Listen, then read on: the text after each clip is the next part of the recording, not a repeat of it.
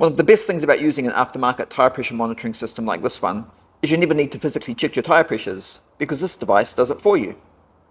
This one in particular though has one main advantage over the others, and that is you don't need to check or change the battery inside this main display control unit either, because this tyre pressure monitoring system uses solar charging. I don't know about you, but in my personal opinion, being able to just look up at my windscreen and instantly know what my tyre pressures are would have to be a really useful feature for any car to have.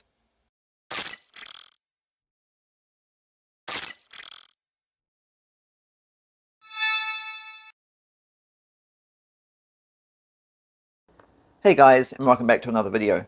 If you're new here, hello and welcome to the channel, and I hope you like today's video. If you like smart home and automotive technology content, then hit that subscribe button, because that's what you're going to see on this channel. In today's video, I'm going to be reviewing this solar charging wireless tyre pressure monitoring system, also referred to as a TPMS.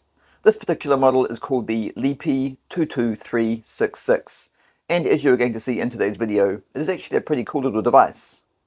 These days, a lot of cars, but not all of them, come with a tyre pressure monitoring system as a standard feature from the factory. But unfortunately, a lot of them are unreliable, and after a while, they just stop working. A few years ago, if the tyre pressure monitoring system on someone's car failed, most people would not bother having it repaired, as it's never a cheap option. However, now in New Zealand, I can't speak for other countries, a faulty tyre pressure monitoring system will now fail a warrant of fitness. A warrant of fitness, for those of you who don't know, is just an annual safety inspection that all vehicles in New Zealand must have. I personally love these aftermarket tyre pressure monitoring systems, and for two main reasons. One, they are generally quite reliable, and two, you never need to regularly keep checking your tyre pressures, because this does it for you. With this tyre pressure monitoring system, you have two options available when it comes to the tyre pressure sensors themselves, internal or external, like these ones. The external sensors obviously being the easiest to set up, as with the internal sensors, the tyres would need to be removed from the wheels first. I personally prefer the external sensors, but not everyone would, as they are reasonably large in size, which doesn't always look the best when installed. This is what one of the tyre pressure sensors looks like when it's installed to the wheel of my car. And yes, I agree, it's not exactly what you'd call small, but in my opinion, it doesn't really look that bad. So the way this tyre pressure monitoring system works, and by the way, it not only monitors the pressure of your tyres, but also the temperature as well, is it communicates with the sensors over a wireless connection. So everything is wireless, including the main display control unit itself, which is powered up off an internal 3.7 volt battery, which can be charged by using the supplied mini USB cable, or by its built-in solar panel, which after testing it for the last 2 weeks, I will say, works really well. So all you do is just stick it to the front windscreen of your car, like that, and as long as there's sunlight, the solar panel will keep it charged for you. One feature I personally really like about the solar charging, or the charging in general of this device, is you always know when it's charging, because the little battery icon here in the top corner has a charging animation, and it moves when it's charging. So if you look at the device and you notice the animated battery icon is not moving, then that means the device is not charging. For me, in testing it in the current winter climate here in New Zealand, the solar charging would stop working at around 5:30 PM, which in New Zealand is usually when the sun goes down, in winter.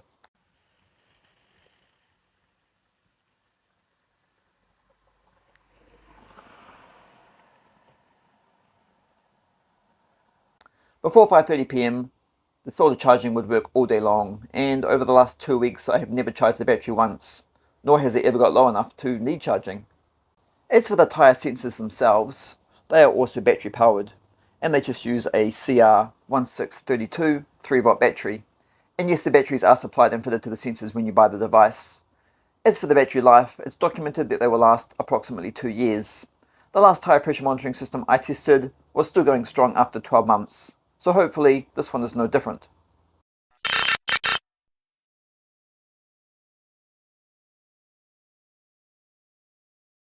To start using the device, it is first required to pair each tyre sensor to the main control unit itself. And that process is very easy. And to do that, you start by simply turning the device on by holding the power button down for 3 seconds. You then press the right hand arrow button, which is this one over here, 8 times until it beeps.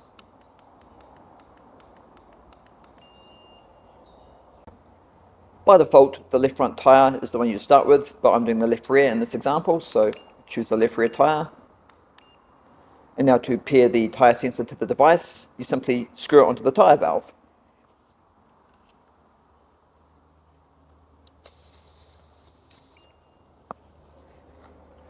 And as you can see, just in a few seconds, the tyre sensor is now paired to the device. So now you just repeat that process for the 3 remaining tyre sensors. Once all the tyre pressures have been paired, it's now time to set up the device for your particular car. So the first thing you need to do is choose the tyre pressure unit. So that will be PSI or bar. Both are an option. For me, it's PSI. Next, you will want to choose your temperature unit. So that will be either Celsius or Fahrenheit. So for me, it will be Celsius. Now let's set the tyre pressure alarm. So if the pressures in any of the tyres drop substantially, you will be alerted when this happens, which is of course very important, as this is the fastest way to know when your tyre needs more air or if you have a puncture. My tyres are all around 38 psi, so I'm going to set the alarm to 35.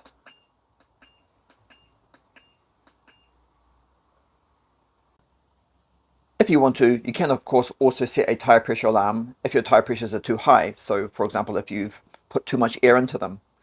If you want to do that, you can change this value up here. I'm not going to bother with that as I don't really need it. If you want to, you can also set a high temperature alarm. So if the tyres get too hot, for example, in like really high temperatures in the summer, and you have an option to set that between 50 and I think it's 93 degrees. Yeah, so you can set that as well if you need to. And that's it. It's all set up. So now when I power up the device after a short drive, as now we are outside, I can see that all my tyre pressures are around 41 degrees Celsius, and the tyre temperature measurements are all different, which is interesting. So now the next and most important question would be, just how accurate are these tyre pressure readings? Well, let's find out.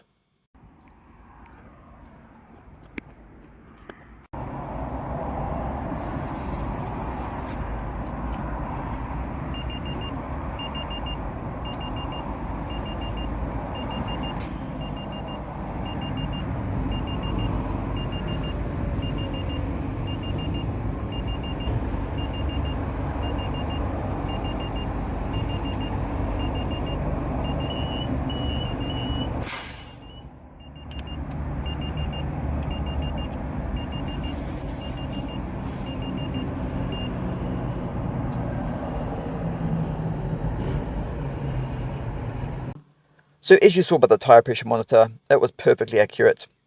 And that's exactly what I expected as well.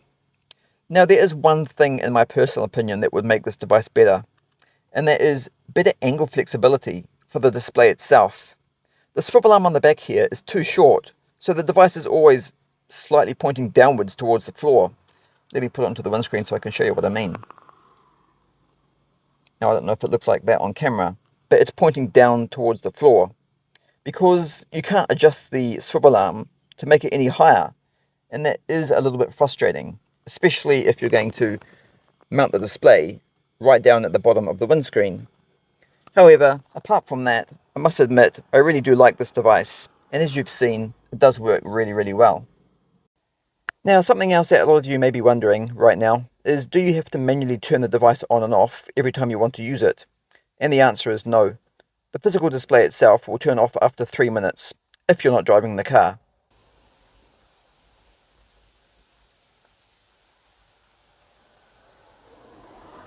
And what I mean by that is, the device also has a vibration shock detection sensor built into it. So when you're driving, the vibration from the car moving on the road keeps the display on at all times.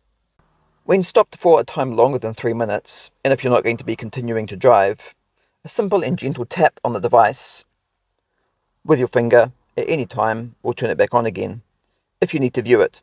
Of course, at all other times, the device is just in standby mode. So if you want to turn the device off completely, then yes, you would need to turn it off manually. However, because it's solar charged, turning the device off permanently is not required. Worrying about the battery life of the main display control unit itself is not necessary. And anyway, as you have already seen, the display does also have the built-in battery level monitor as well. Okay, so what is this device going to cost you? Yes, the good news is it's also very affordable. At the time of this review, it only cost about $30. And if you're comparing that to the cost of repairing your current and existing factory TPMS system, it's definitely a bargain and significantly cheaper. However, replacing your current faulty factory-fitted tyre pressure monitoring system with this one may not be an option for everyone, and for all countries, as it's still not going to get rid of any error lights on your dashboard that could fail any safety inspection. But if you don't currently have a tyre pressure monitoring system fitted to your car at all, then this system might be what you're looking for. Okay, so this device should work for pretty much any car, or SUV, but unfortunately it won't work for trucks, because the tyre pressure range is only rated at 0 to 5 bar, and trucks with their bigger tyres are generally between 8 to 10 bar, if I'm correct. Now, of course, as I have already mentioned, and as you can see, this device is completely wireless. But no, it does not work over Bluetooth. It actually works over RF instead, and operates on 433 MHz, which some of you may be surprised by.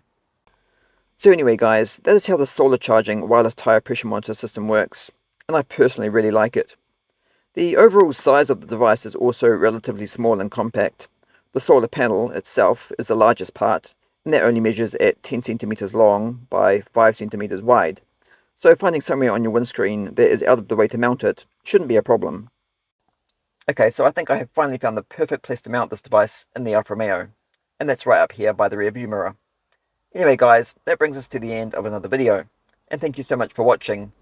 If you liked this video or found it helpful, then please like, share and subscribe to the channel, where you can watch even more videos, which I upload every week. And I hope to see you all in the next video.